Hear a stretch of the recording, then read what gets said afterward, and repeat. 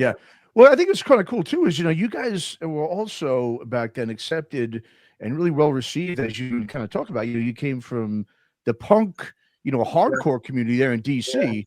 I mean, with a band that sounded like the Obsessed, which is it's kind of different. I guess you guys were kind of like the East Coast Black Flag or something. I guess you'd It call was it. You know what I mean? Because weird. It you was kind know, of weird. Like I remember, like the first professional shows that we ever did. Like I was dating this little biker chick who tended bar at this place called Beneath It All in DC, Mhm. Georgetown.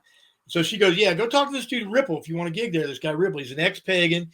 He's going to be down. He runs the place. So I get down there through rush hour traffic on like a Friday evening, about 5:36.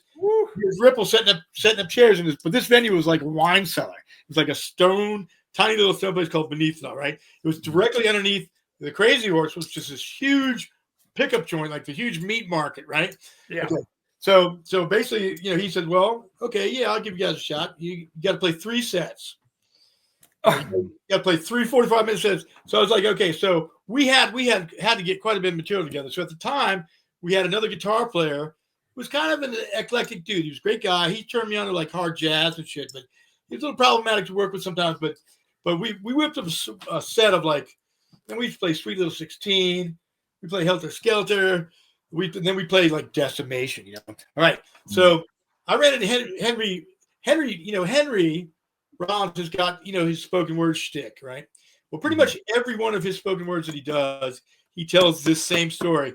And I noticed that over the years, I get thuggier and thuggier, man. It's like, the more years go by to tell the story, the more like radical that I become, which it wasn't like that really. It's like we passed on the streets of DC, skinhead, long hair, at the height of like that kind of animosity.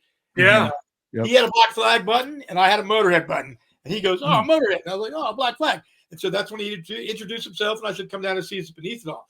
Now, he never did, but Wendell Blow from Iron Cross did, as did John Stabb and a few other people. And I remember Wendell, they used to hate it because we played punk rock covers too. Like we played, Call With Meat in Your Mouth, Dead Boys and Sonic Reducer and like some Iggy shit. And they hated that shit, right?